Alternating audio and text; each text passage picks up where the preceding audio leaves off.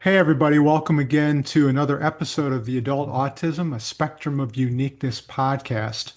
Today, I am joined by Darren Frye, and Darren, welcome to the podcast.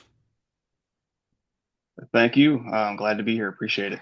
Yeah, I'm glad you're here too. So, this is a interesting episode today. This is one that you had actually contacted me about and wanted to talk about the issue of autism and addiction. And I thought, man, what a fantastic topic.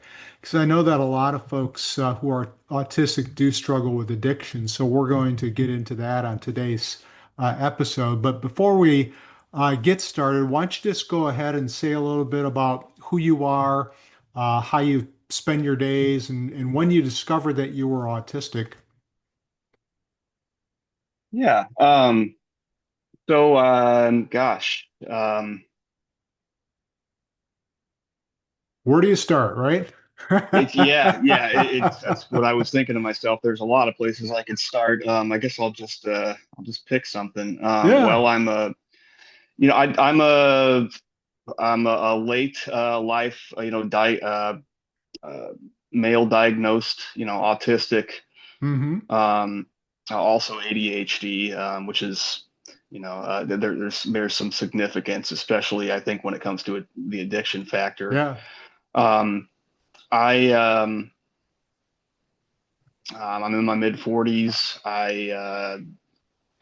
Was I was diagnosed with autism about by a professional about 5 years ago, 6 Okay. years ago, and it had been suggested to me previously in life that I might be just on the spectrum, Yeah. kind of borderline, and that was a while back, and I guess I was a bit ignorant of it back then, and it wasn't something that I cared to. I don't know, associate myself with, Sure. I think a lot of at the people feel that way. Yeah. at the time. Yeah. And again, there was definitely some ignorance involved there. And yeah, I guess how I spend my days, that really depends on how things are going for me. Okay. It's a very situational, thing to talk on. Right now I'm out of work, and I mean, that makes a big difference in the routine. Sure. Right now I'm mostly, I'm a kind of a night owl. I tend to go to sleep later than most, and wake up later than most. I think I've never really been a morning person. Hmm. I'm not sure if that has anything to do with being on the spectrum or not. I think it might. I think it might, and I can go into that Okay. later if we want to. But I mean, browsing the web, checking emails, running errands, doing chores, Hmm. around my place. I have family close by, so I visit with them, Yeah. at least a couple times a week, probably. Hmm. Um, and you know, look, browse job openings. That's one thing I do, Yeah. when I'm out of work, which Hmm. unfortunately is quite a bit more than I would like to admit. But I have to be honest about it, and Yeah. it's a reality for me, just like the addiction is. I recently came off of another relapse. Alcohol has been the biggest problem addiction for me.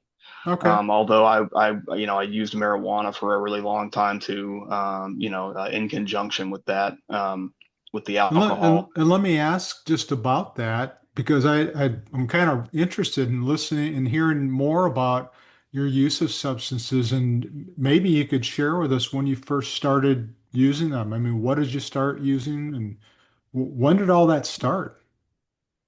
That's yeah. So back in my mid-teens is when I first I guess you could say started experimenting Yeah. with with substances. I mean, I first it was smoking cigarettes, and that progressed Mm-hmm. to smoking weed, and then drinking. Not long after, also messed around with hallucinogens a little bit, not a whole lot, but Okay. those were, I think there's a combination of factors that contributed to that, and um, I do think that masking, in hindsight, knowing that I'm on the spectrum now, was a factor for sure, but there were other factors that I think Mm-hmm. are pretty common in, people even who are not on the spectrum, Yeah. teenage angst, rebellion, peer pressure, wanting to fit in, Mm-hmm. just kind of finding your identity and Yeah. who you are, and stuff like that. So and just, just being curious about things. So Mm-hmm. those were all factors as well. Um, Yeah. Yeah, I think and that yeah. those are really good points that you make because some of the things that you're talking about are things that are common among most teenagers, in particular wanting to fit in and just kind of trying out experimenting, just trying to figure out life. But the thing that is a little bit different, perhaps in your case, in one of the first things I heard you say was the whole thing about masking. So how do you think that masking may have figured into the use of substances back then? So I've always considered myself to be sort of a having a personality by association. I don't know if that's the best way to say that. Okay. I think what I mean is,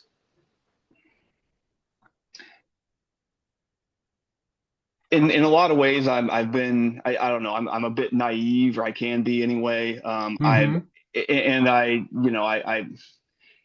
I would really take I was pretty self-conscious and insecure, just as far as not knowing what to say a lot of the time. I see. Especially around other people, and when you feel like you have to say something or have an opinion about, what people are talking about, and Mm-hmm. masking plays a part in that, because at least for me, I think I whenever I would speak on something, and I was definitely a bit, and still am, a little bit shy, a bit of an introvert. Yeah. Um, I I wouldn't really know. I often didn't know what to say, and so I would think to myself, well, what would this person say about that? What would this Ah, person who I'm close to, or who's standing next to me, or whose opinion I value, or who I look up to, what would they say about this? And so okay. I think that's what I mean by personality associations. Mm-hmm. And that's, I feel like that's a form of masking, because Yeah. it's something that I'm that's kind of coming from someone else and not really me, if that Mm-hmm. makes any sense. It does. So yeah, that's that, as far as this, um, drugs and alcohol and what have you. Those things definitely for me, and I think probably for a lot of other people too, are, it's a coping mechanism, and there's a personality, association factor with those as well, just because of the way that they, the thoughts I think and the way I feel, under the influence. Well, Um, how do you, well, yeah. how do you think that those things may have, I don't know, affected your relationships at that point in your life? Um, they they I think there were probably, I mean, there were definitely, you know, there were definitely some negative effects. Okay. I mean, I think there were, in hindsight, I can maybe say that there were some positive ones too, and I don't mean that to, to make light of, using substances, illicit substances, Yeah. getting into anything that's addictive by all means. But Hmm. it did create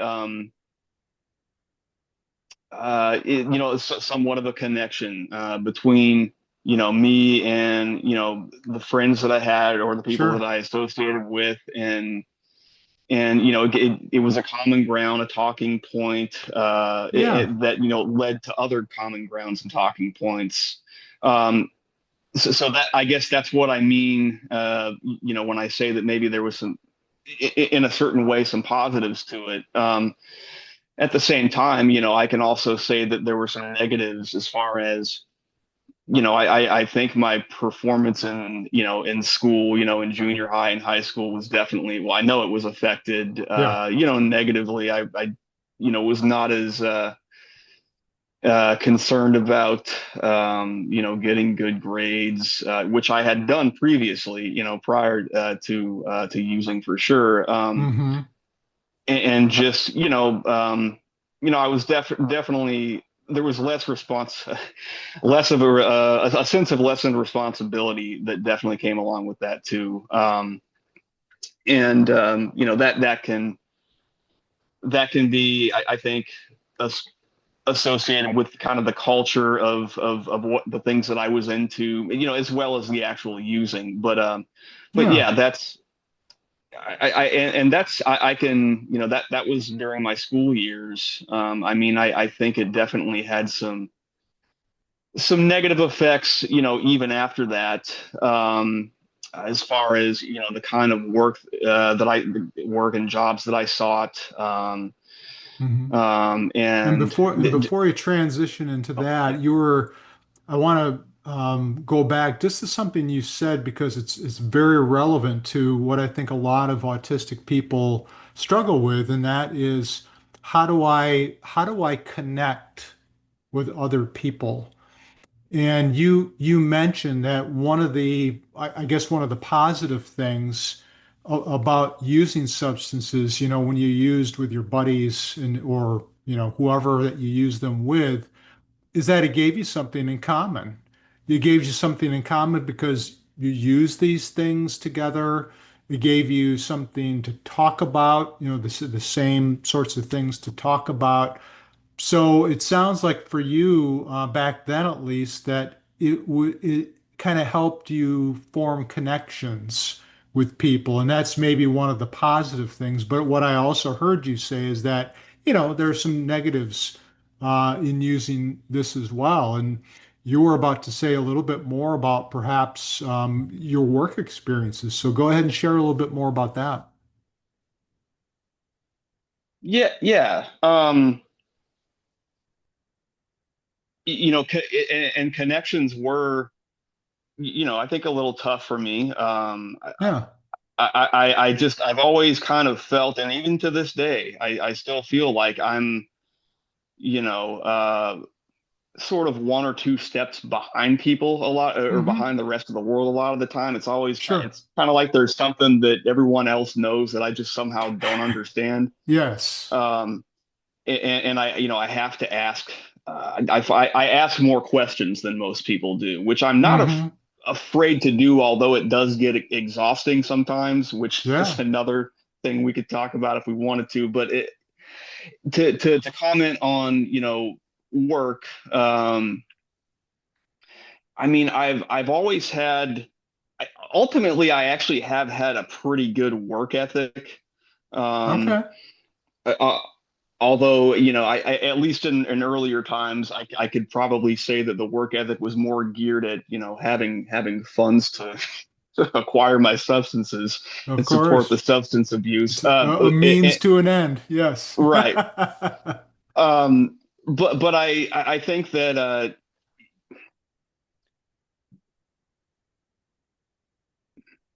I wasn't really sure what I wanted to do when I got out of high school. I didn't college didn't seem like college wasn't appealing to me, Right. at least at first. I worked some menial labor jobs, for a couple of years, and that was for the most part okay with me. Right. I think there in some cases there was maybe some trouble with certain with my coworkers in a given job definitely made a difference. I would work a job like a week and then or even heck, I've worked jobs half a day before and then quit. Um, Wow. Okay. um, yeah, it's work situations were pretty volatile for me. I mean, there had to be a very specific fit, as far as Hmm. the work activities, communication, which back then I preferred less of, if I'm being Right. honest. Yep. And also just the environment and the different factors like that. They, I eventually and again, this was about 2 years after I was, graduated high school. I did go back to college, and I don't want to get ahead of ahead of the conversation here. If you want to stop me there, for Well, I'm maybe just another kind of point, but interested, just, talking about work.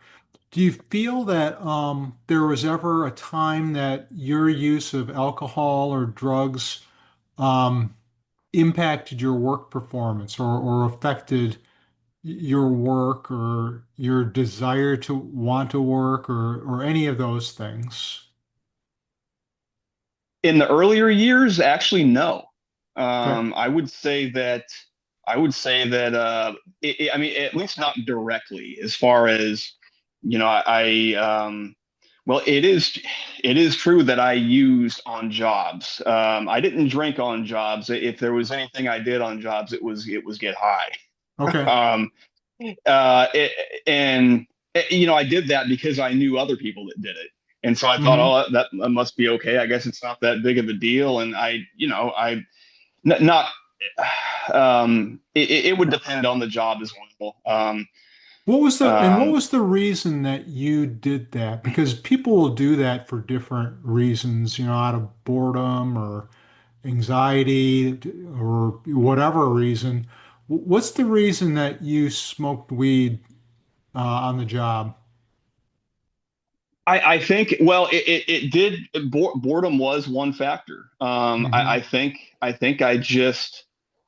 it would put me in a certain, I don't know, state of it would be somewhat of a mental distraction, Mm-hmm. um, Yeah. that I somehow thought I needed. And I guess in a lot of for a while in some cases it I liked it. Yeah. And I mean, I think, looking back, I think addiction was 100% a factor. It was something I thought I need, whether or not I actually did. But yeah, boredom, anxiety, yeah, which, and that's, there's an overlap, between those two kind of mental states. And it did, being high did address those for me. Hmm. So yeah, and And that's, let me yeah. kind of segue into this because you just brought up this term addiction, and I'm curious about this because there are some people who, they can use alcohol, they can use drugs and have no difficulty at all controlling their use of them. But with other people, it's more of a struggle for control. What do you think differentiates somebody who just, uses substances for fun or maybe relaxation from someone who's addicted to a substance? Right. I mean, I think I definitely think I mean brain chemistry I think is Yeah. clearly a factor. Hmm. As far as the kind of the inner workings of that or the dynamics or the way in which it works, I know that for me I'm a very I'm a very obsessive thinker. Okay. And that's also important, I think, to add on to the autism and the ADHD. Hmm. Um, I have trouble shifting gears in my mind. It is Okay. often hard for me to switch focus from one area to another. Hmm. Now, and something about I think depending on the substance, for example, I think like alcohol would actually help me. In some ways, it would help me to change focus easier. Um, Although I could also think about ways in which it would it it it made it fun to think obsessively about certain things. Hmm. As far as marijuana use goes, I think that it also it's different. Again, it's different for the substances, but for me, I know that it would make the obsessive. Talking about weed now, I think it would make my obsessive thoughts more interesting and less chaotic. Um, Okay. which naturally made me at least somewhat more comfortable with them. Gosh, listening to music, for example, it sounds, it sounds different when you're not in a sober state of mind. I there was, there's a repetitive nature also. I think, to addiction and, Okay. especially when it came, I think to weed, um, doing that repetitively or even just smoking cigarettes, using nicotine, those were repetitive things Right. that were comfortable to me. Hmm. And I don't know. I think they made the obsessive thinking more tolerable, Yeah, if and that makes and any and sense. it makes total sense. And why would somebody not want to use like weed if they're getting something positive out of this, with the obsessive thoughts or making you feel more comfortable in your own skin? I mean, there were a lot of positives that you got out of that. And how, I mean, would you describe yourself as being addicted to weed or alcohol, either one?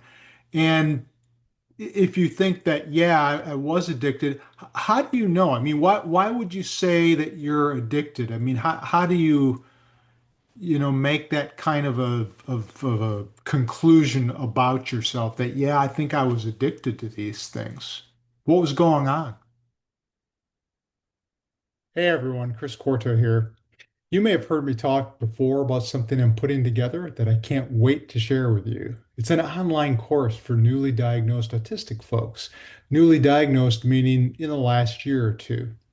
Here's what's included: masking, emotional exhaustion, and autistic burnout, how to tell people that you're autistic, and how to navigate those relationships moving forward, and putting together the pieces of your autistic identity.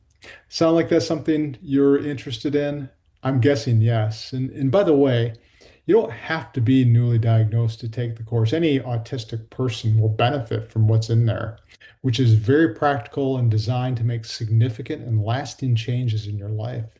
Send me an email if you'd like to be put on the waiting list, and I'll let you know when it's ready, which will likely be in fall 2025. My email address is chris@chrisquarto.com. And now back to the episode.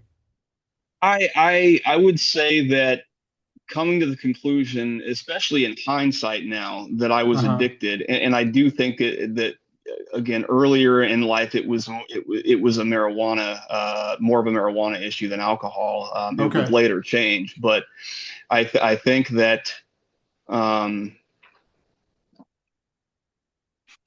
I it, I thought I could quit if I wanted to, but Okay. I didn't have any interest in quitting.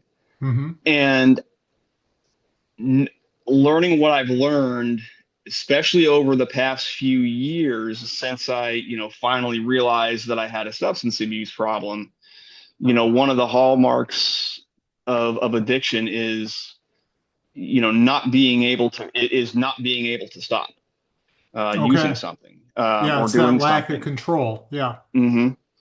Yes. And so I think that, I think that I do believe that looking back that I could not stop, and there I do remember times where I would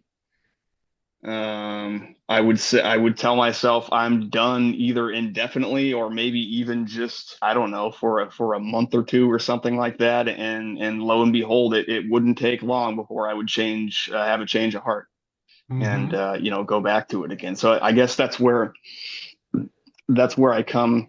And I know that's a very addiction recovery, based view of it. And it is the one that I've adopted. And Mm-hmm. I'm okay with that, today. I think that one of the things about autism is there's a lot of repetitive types of behaviors that occur with stimming or whatever it might be for people.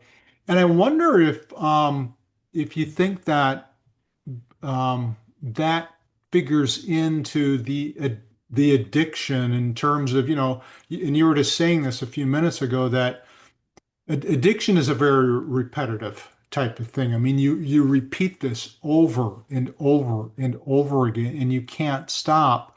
And I wonder if you feel like, autism kind of figures into that at all.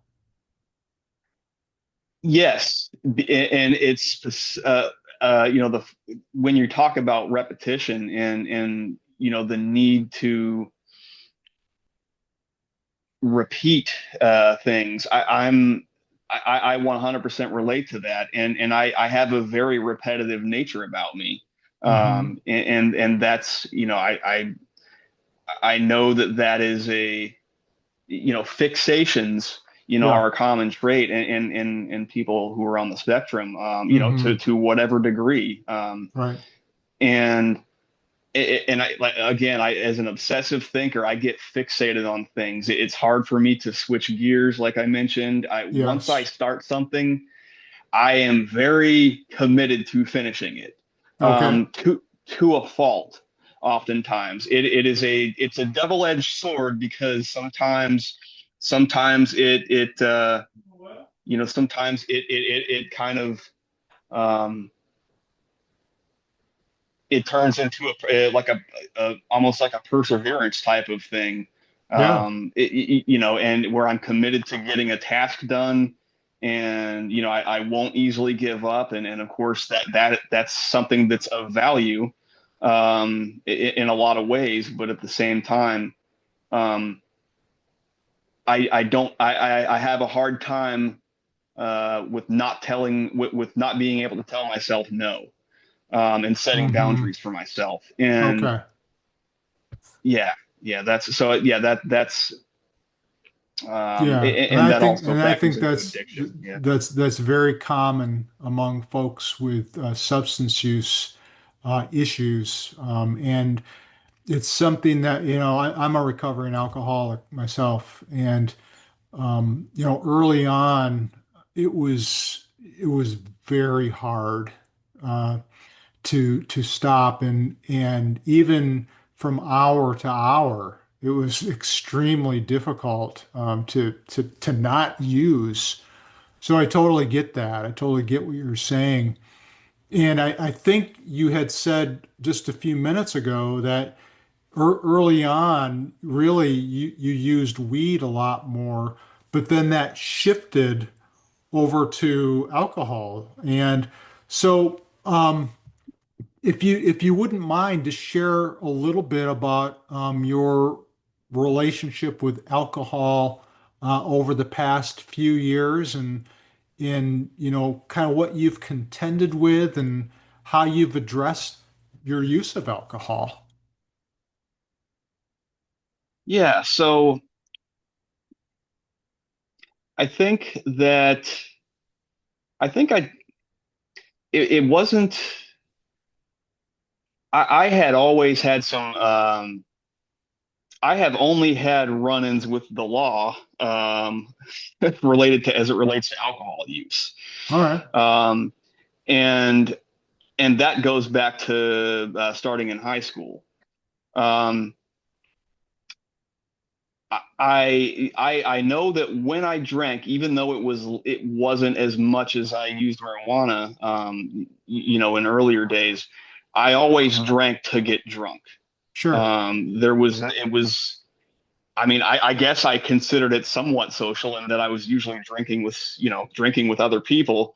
But I mean, even when I was, of legal drinking age, um, I remember a few times where I would, think to myself, oh, I'll be the sophisticated drinker and have a beer with my meal, or just go have a beer or two with someone. But it always turned into, or it usually turned into, and it usually really started with the intent of just getting drunk, because Hmm. I liked that feeling Yeah.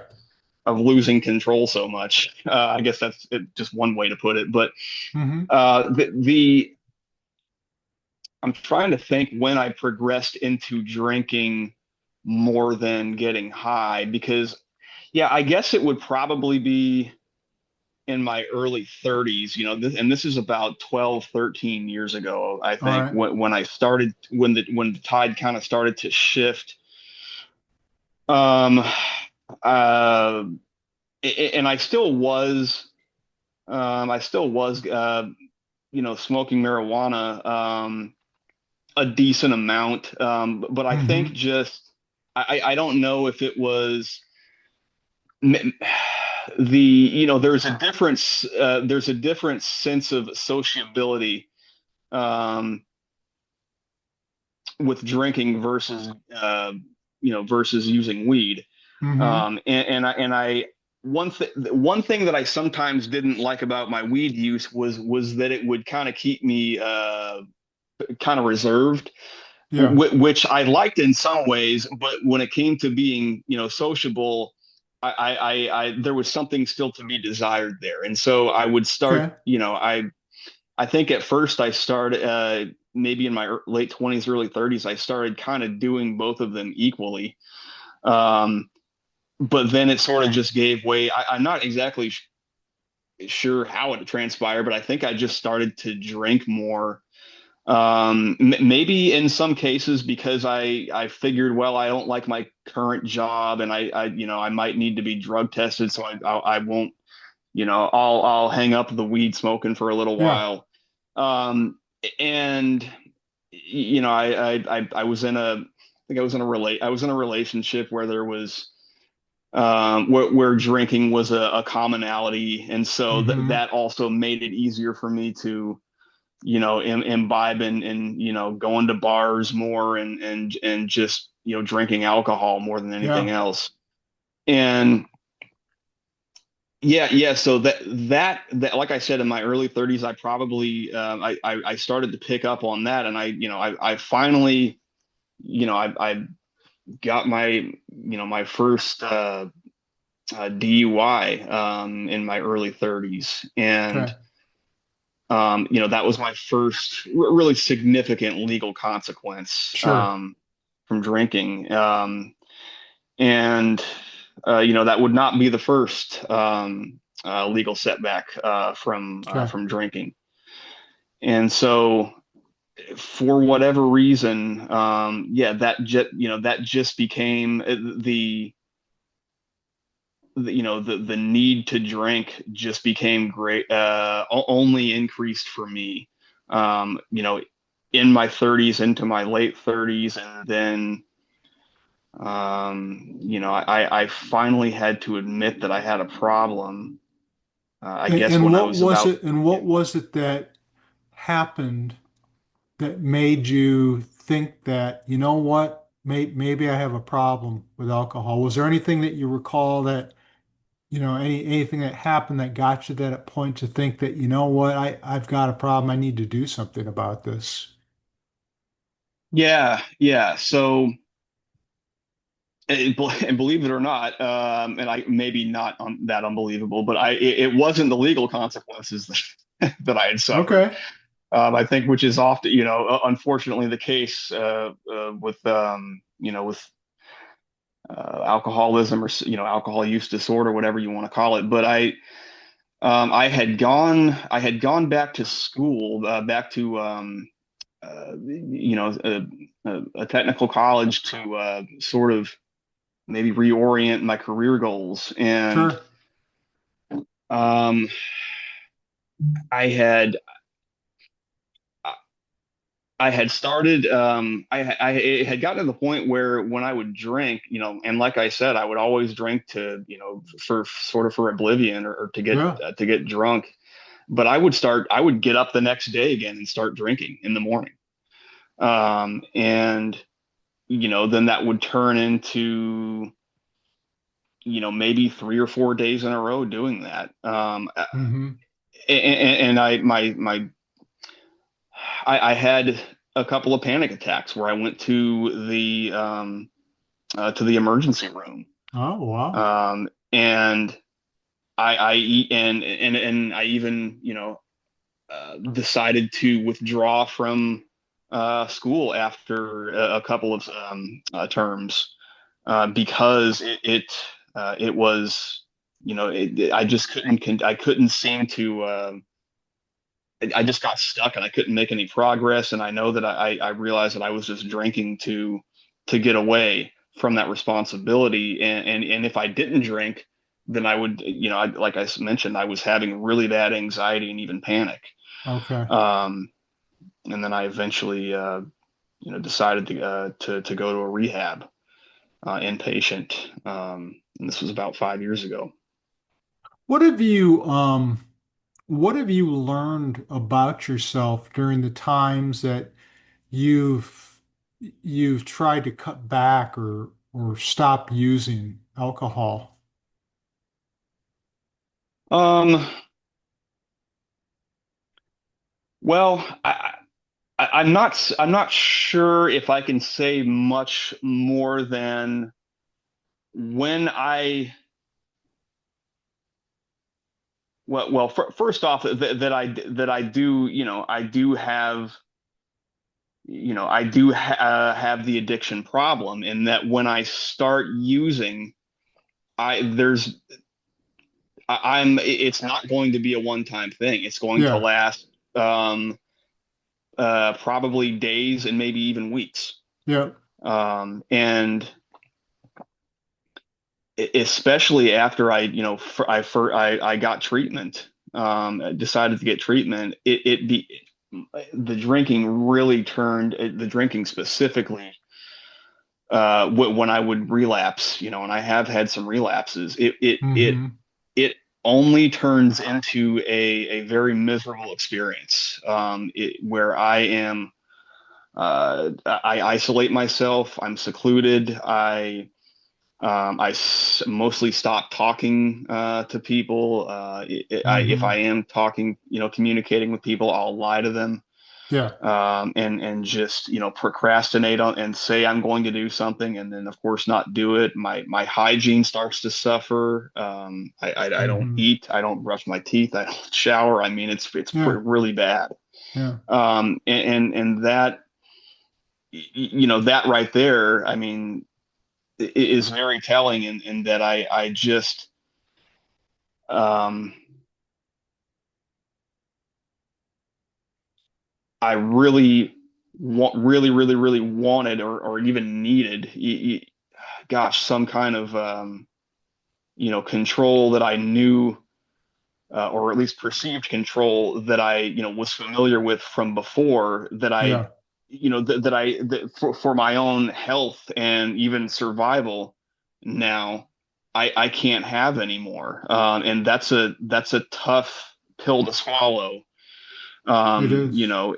Especially, I think it's, especially later in life, after I've been so used to, coping with things, self-medicating, um, and now having to change everything, it kind of almost start all over again. Yeah, I when I stopped using, I was in therapy for a year to kind of help me get through that. And I remember talking to my therapist about, because she asked me what the experience was like about not using. And at the time, I felt, because I had been using every day, and I felt like I had lost a friend. Like it was alcohol was my really good friend. And here I am, sort of almost like breaking up with a girlfriend. It was sort of had that a similar type of feeling to that, and it was awful. And it's like, how do I go on without this very significant, um, not person, but substance as part of my life for so long? How do I go on without that? And it's a loss. It's a big loss, and it's not easy. It's not an easy thing to stop using, and especially, when you were talking about how it really served a lot of positive things for you in the past. And it's a very difficult thing to stop using. Are there any tools or supports, like, I don't know, routines, people, sensor strategies that's helped you along the way in the recovery process?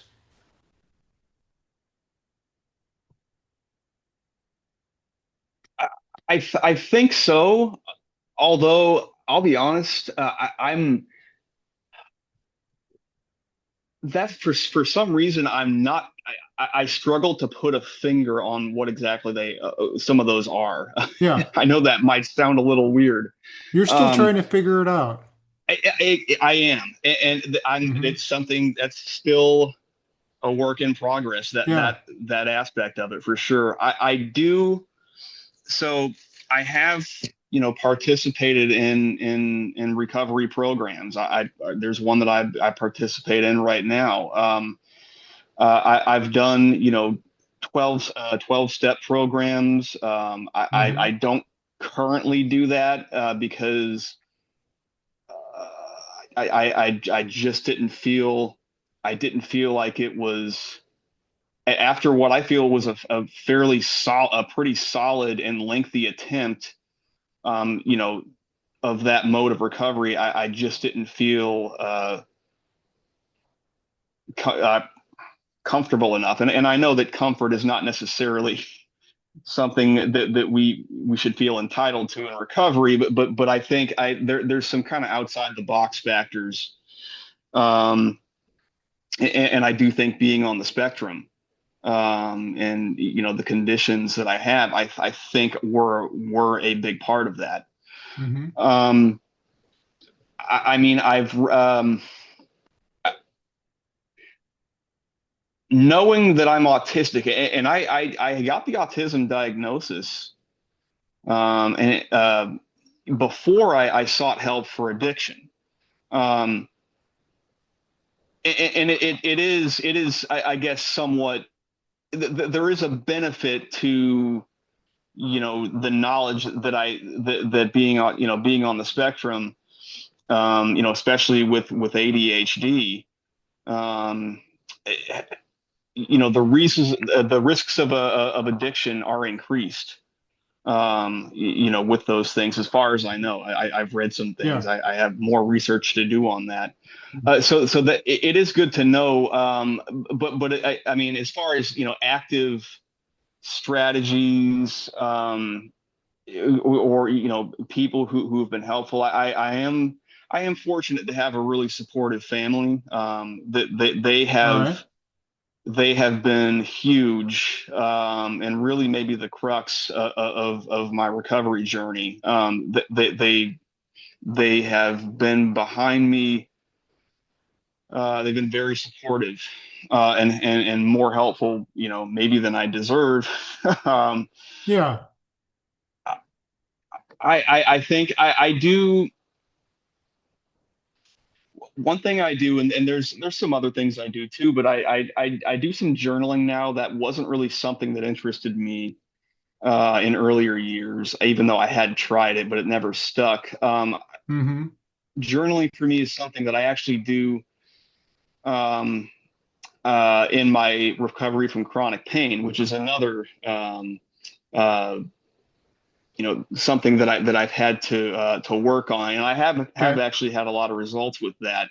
I know that that's not our main focus here, but I think that I think there's some overlap the the usefulness of the journaling, as far as recovery from that, and also addiction recovery. Um, for me, my spiritual life is something that I have been able to get in touch with since getting further into recovery. Mm-hmm. I actually I started going to church again. I do believe in God. I do pray. Mm-hmm. It's faith has not been easy for me. Yeah. It's still a challenge, and I won't get too far into that. But Mm-hmm. it is something that I do believe has helped me um, in recovery. I've had some over the past 5 years now. I've had some, although I've had setbacks, I've had some some good periods of sobriety. I had a year and a half. At one point, I was 7 months up until my most recent relapse. Mm-hmm.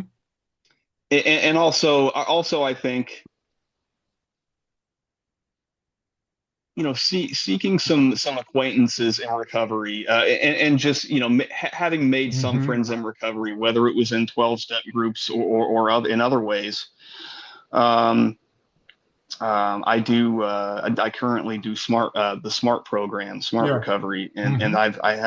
I've made a few friends there. And um, even though I don't consider myself very social, very social.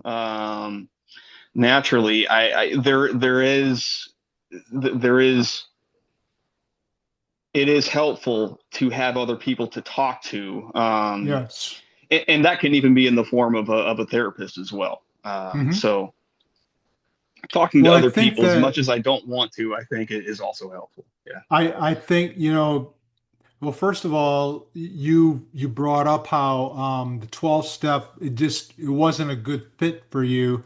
I didn't do that either. And I think what's really important to know is that there's this old expression, there's more than one way to skin a cat. And I think that's really true for addiction recovery, that 12 step really works well for many people, but for other people not so much. And they need different ways or different options. And for you, it's smart recovery. So you're kind of going about it a little bit differently, which is fine. And it sounds like you found that, participating in a recovery program, doing some journaling, prayer, going to church, trying to link up with some buddies who are going through recovery as well, that all of those are things that you found, that you're trying to kind of use as your toolbox, so to speak, to help you in your own recovery efforts. And I wish you well and luck in doing that, because I know it's definitely not an easy thing, especially early on in recovery. Are there any, now that we come to the last part of this podcast episode, are there any final thoughts that you'd like to share with the Autism Nation audience who are listening to the podcast, who's watching this on YouTube? Any final thoughts you'd like to share with them? Well, um, I don't. I wish I had more thoughts to share with everyone, and I mean, I was thinking to myself earlier. I wish I had like an association or an organization that I could plug, which unfortunately I don't. Hmm. Uh, and that's something that I aim to to change. I'd like to become more involved, with others, and like you said, autism, the Autism Nation and the community. Hmm. Yeah. Um, I guess at the very least, I can say that if this is um, if this is something that anyone listening to can relate to, and I know this sounds cliche, but I mean, you're not alone.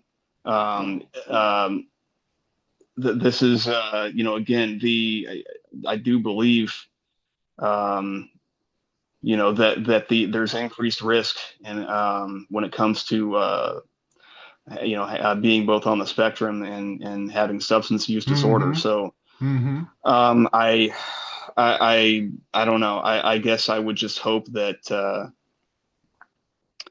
um, that people are able to to get some kind of solace, hearing this, and also I really like your podcast. I think it has really good stuff that's all in some way related.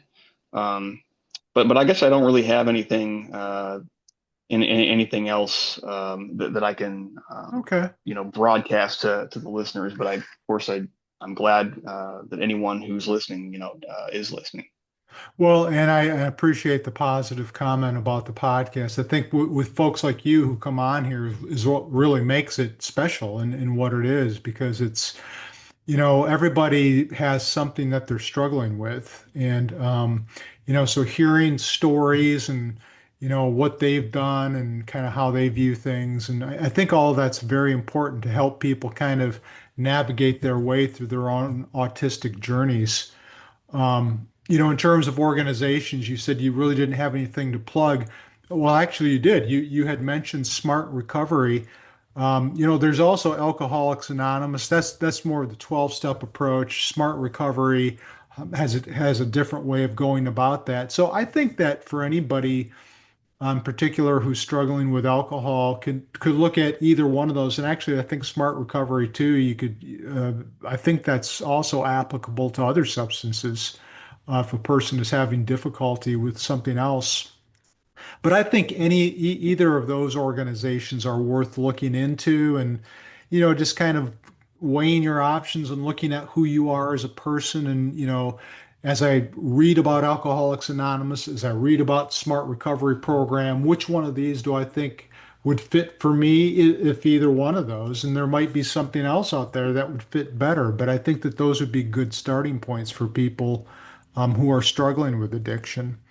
So, Darren, I really appreciate you coming on here today. It was very nice of you to do this, to share your story and some of your thoughts and what you've been struggling with, and I wish you strength moving on, because I know that it's not an easy thing to deal with.